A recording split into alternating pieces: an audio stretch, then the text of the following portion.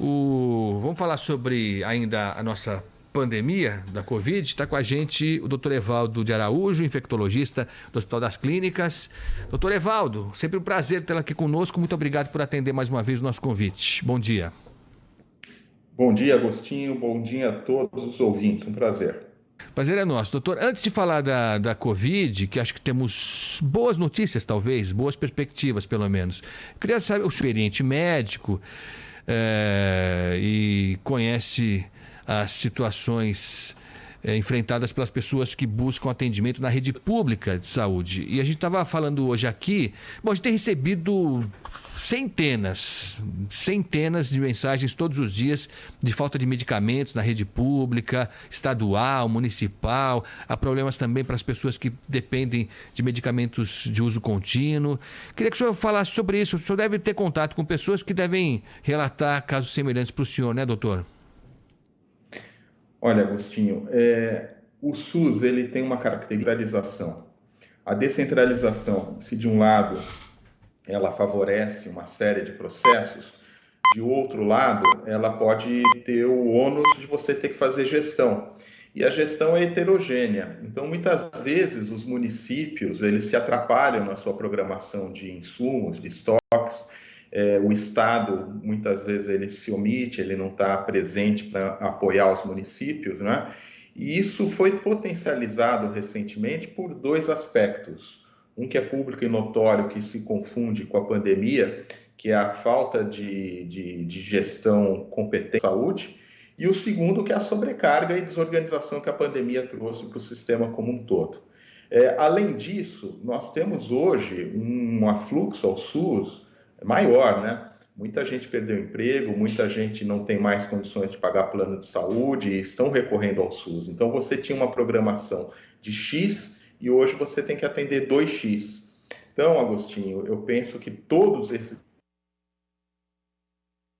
Deu uma travada, mas vai voltar, quer ver? 1, 2, 3, já vai voltar, já o doutor Evaldo de Araújo, que é infectologista do Hospital das Clínicas, tem um trabalho muito importante, Litoral Paulista, e estava falando sobre esse problema. A gente estava citando, inclusive, algo equivalente na área da educação, doutor Evaldo, porque a gente hoje aqui em São Paulo tem fila, tem aluno, criança, que não conseguiu vaga, nem na rede estadual, nem na rede municipal. Por uma série de questões, mas uma delas é essa que o senhor citou, que muita gente que estudava na rede privada não tem condição de pagar, transferiu o filho para a rede pública, e aí agora está faltando vaga. É o que o senhor estava dizendo em relação à saúde, né, doutor? Pois é, Agostinho, eu não sei até que ponto foi o sinal, mas de qualquer maneira o que eu dizia, a história de fatores nos trouxe essa situação. Evidentemente que o SUS tem mecanismos de autorregulação, os gestores, de alguma maneira, já estão hoje lidando melhor com todo esse passivo aí da pandemia, e eu acredito que isso precisa ser resolvido, porque é inaceitável. E uma das coisas frustrantes, Agostinho, que eu vou compartilhar com você, por exemplo, eu trabalho num hospital de excelência, que é o Hospital das Clínicas, e lá dentro do Hospital das Clínicas eu cuido especificamente de doenças infecciosas. Mas o ser humano não é uma doença, ele é uma pessoa com toda a sua complexidade e que muitas vezes precisa de atendimento e que, por definição, a gente não consegue fazer num hospital de alta complexidade e precisa do apoio da rede. Então, é gritante a diferença de quando a gente vê um centro de excelência como o Hospital das Clínicas e o quanto as pessoas ficam à mercê do sistema. Dá vontade de a gente abraçar todo mundo e trazer para dentro, mas não pode, porque aí você desarruma tudo. Então, Agostinho, é frustrante nessa altura do campeonato, com o SUS tão maduro, a gente ainda lidar com isso. Eu acho que o maior culpado disso tudo é o desmonte sistemático do Sistema Único de Saúde e, em paralelo, o aumentar vai indo por um caminho semelhante. Cada vez o cidadão que paga um convênio, ele tem menos direitos e mais obrigações. Ele paga mais e recebe menos. Então, para resolver tudo isso, Agostinho, a gente precisa de governo.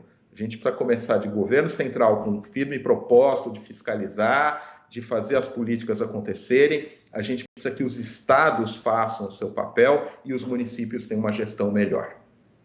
É exatamente isso. E algo que talvez seja algo positivo no meio disso tudo, eu até tenho dificuldade de falar de positivo, né? Porque é difícil, mas talvez a mensagem que vale a pena, uma delas que vale a pena da gente retirar dessa pandemia, dessa dificuldade toda, é o fato do SUS ter cumprido a sua função, né?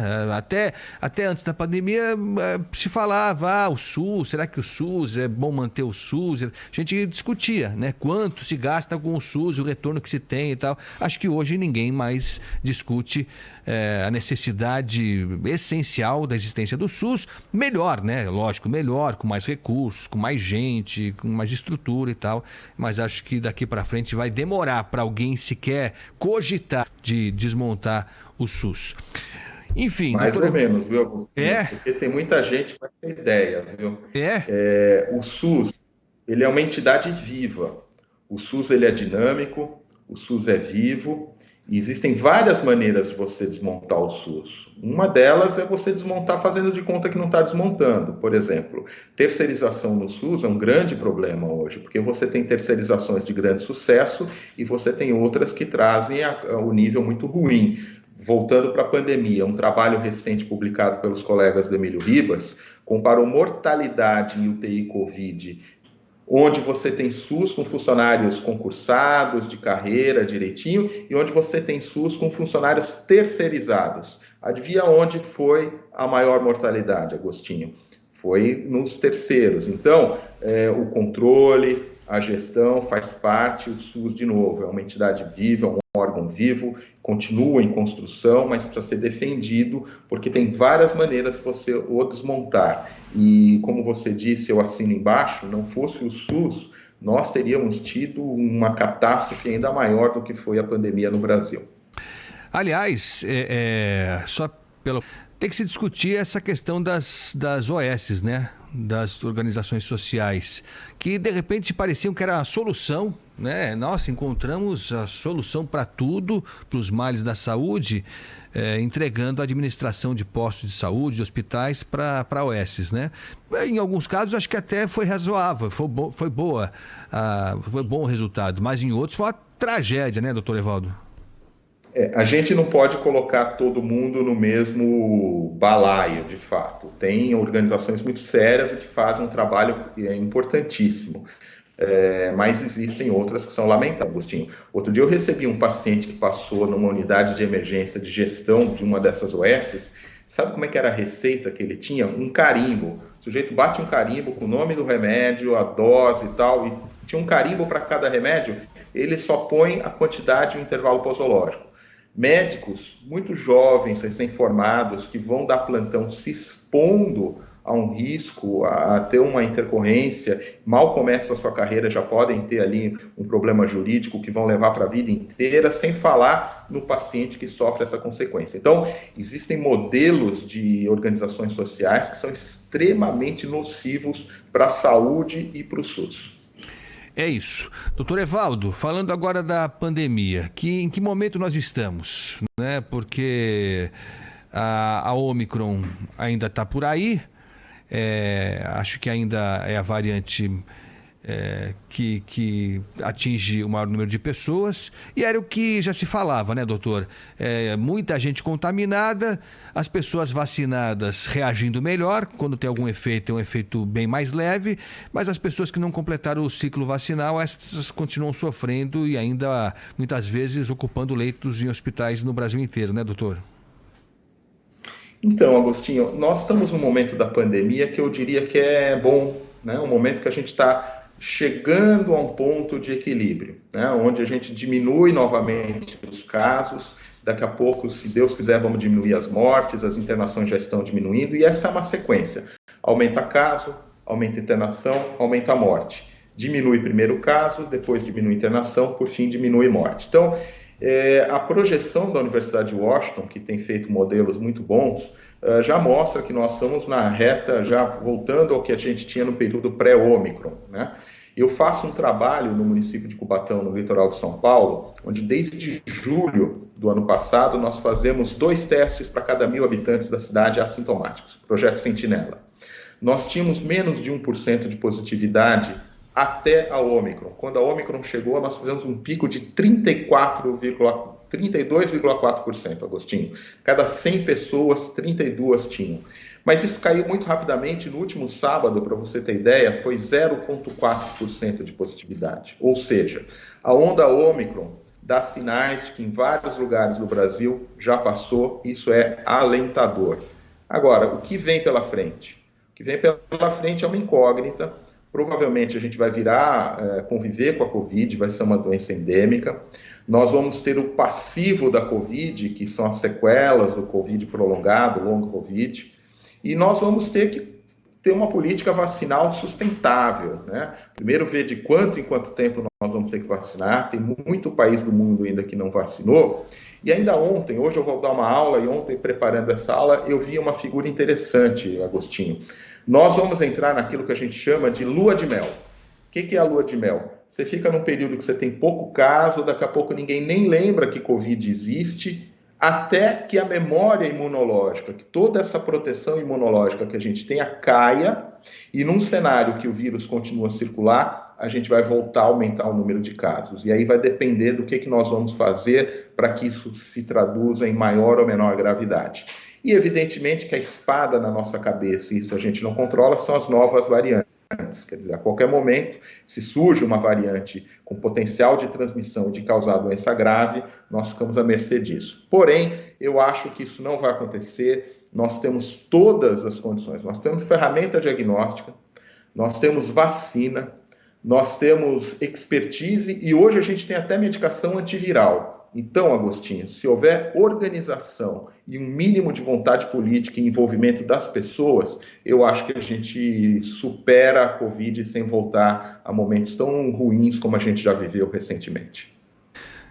Enfim, temos algumas pendências aí para a gente ter uma ideia melhor, né, doutor, do que virá, porque aí depende das pessoas aceitarem a vacinação, né? Aqui em São Paulo está se fazendo uma busca ativa em relação às crianças, ainda tem muito pai, muita família aí que está resistindo, enfim, por falta de informação, por receio desnecessário ou por alguma convicção que a gente não consegue alcançar. Qual é essa convicção?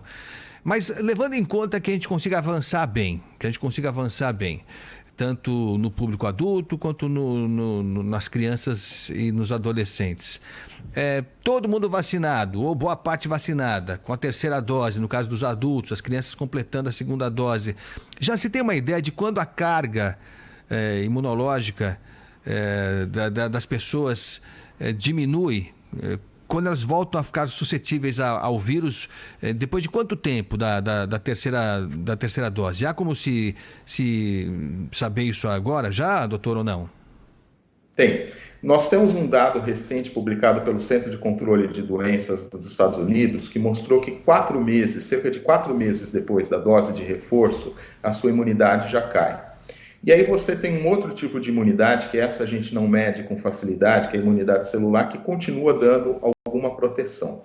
Então, Agostinho, me parece, e inclusive eu quero alertar as pessoas quanto a isso, que não pode se colocar todo o peso do controle da doença na vacina. Até porque com novas variantes, hoje a importância da vacina ela é muito mais para salvar a vida da pessoa, transformar uma doença potencialmente grave numa doença leve ou assintomática, do que para evitar infecção. Para evitar infecção a partir de vacina, com esse tipo de variante que a gente tem circulando, nós vamos precisar de novas tecnologias.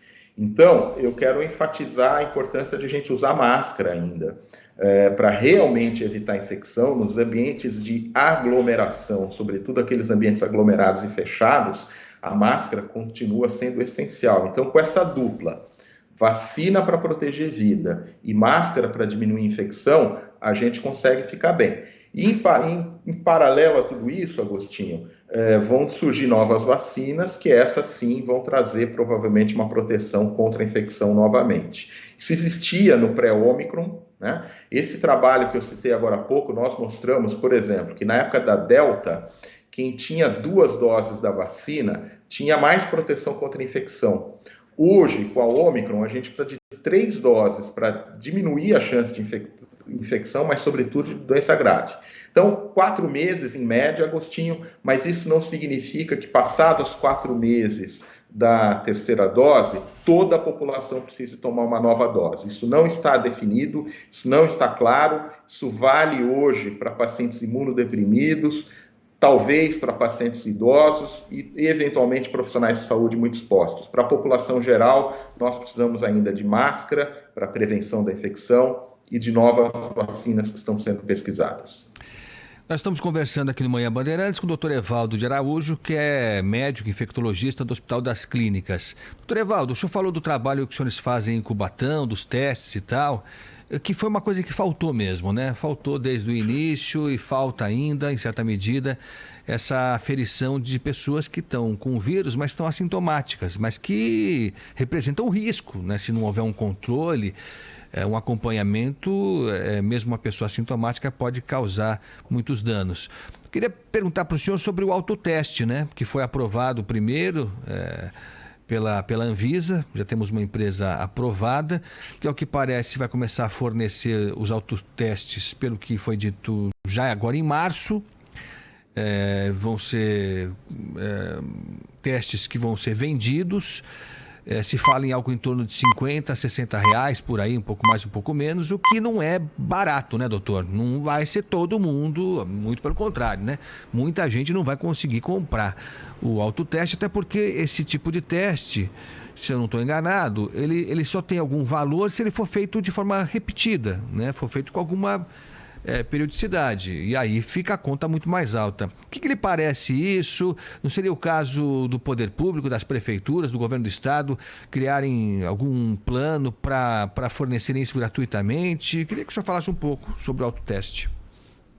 Olha, Agostinho, eu acho que a gente demorou tanto que a gente perdeu o momento, a gente perdeu o timing para fazer isso. É uma política pública importante, mas eu acho que a gente perdeu o timing. Até porque esses que você nomeou, qual o interesse que eles têm em mostrar que há infecção ou não há infecção, né? Então, hoje, as pessoas estão cansadas de Covid, não estão muito dispostas a se testar.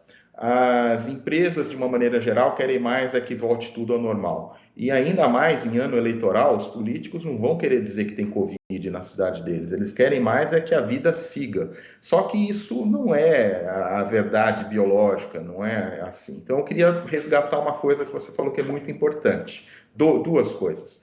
Uma, que hoje as infecções vêm sobretudo de pessoas sem sintomas. Então, se você não testar, você não vai ter ideia da circulação do vírus. Então, guarde isso. O autoteste ele segue extremamente importante para a gente medir a circulação do vírus nesse momento que as pessoas não têm sintomas. A outra coisa que você falou foi o risco. A percepção do risco hoje ela mudou.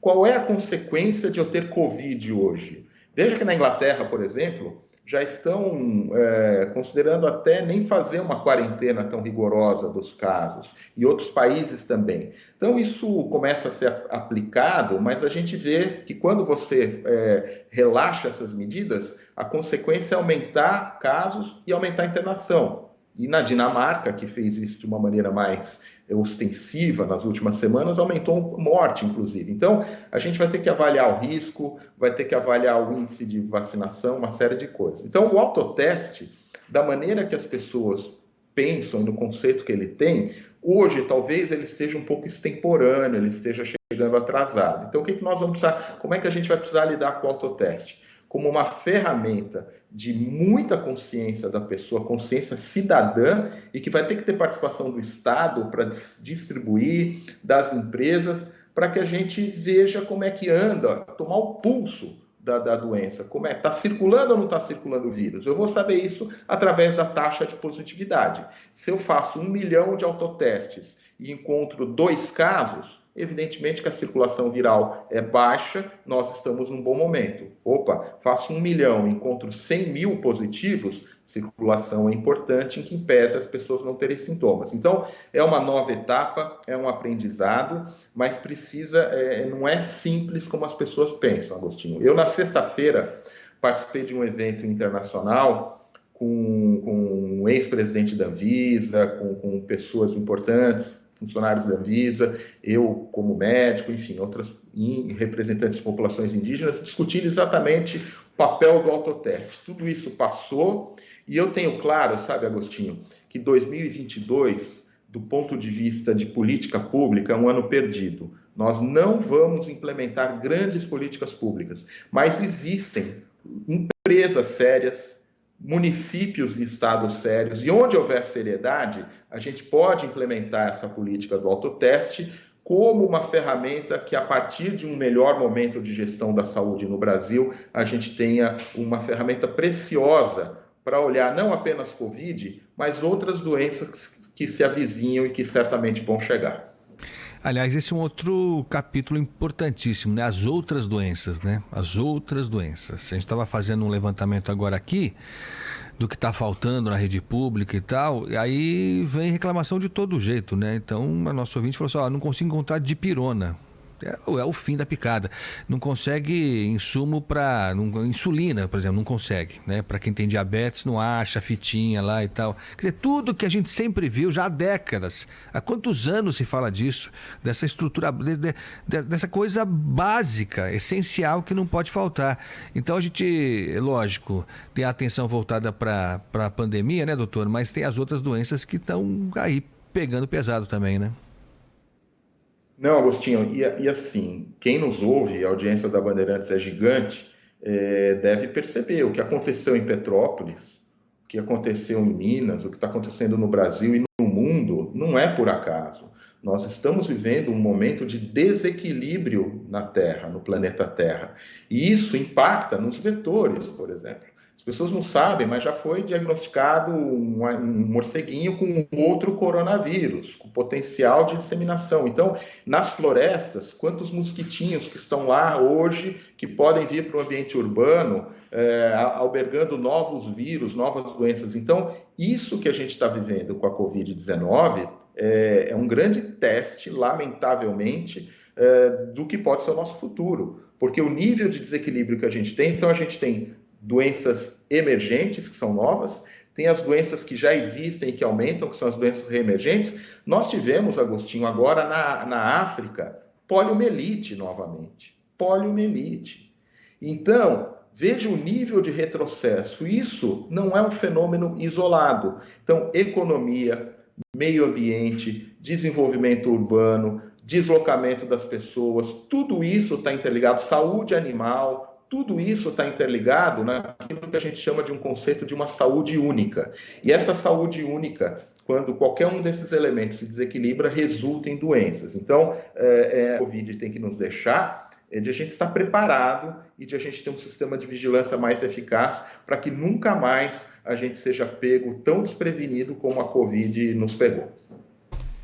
Eu também acho uma coisa, né? Eu não sou dos mais otimistas, confesso, mas acho que repetir uma dose como essa, com uma incompetência e uma ação criminosa de algumas autoridades da saúde pública do país, como nós tivemos, eu quero crer que nunca mais vai acontecer. Eu acho que eu não vou estar aqui para ver de novo uma junção dessa. Foi uma conjunção astral, acho que os astros em linha e alguma coisa, um portal se abriu, porque não é possível que a gente viva de novo uma situação difícil na saúde pública do mundo, mas em particular aqui no Brasil. A gente, não posso dizer que deu azar, né? Porque a gente faz a nossa história, mas foi uma coincidência trágica no nosso caso aqui, que eu acho que não deve se repetir tão já, eu torço pelo menos. Doutor Evaldo, muito obrigado pela atenção mais uma vez aqui com a Rádio Bandeirantes, convite da Rádio Bandeirantes. Um bom dia para o senhor, boa semana e a gente se fala em breve, tá bom? Grande abraço, Agostinho. Abração. Doutor Evaldo de Araújo, que é infectologista do Hospital das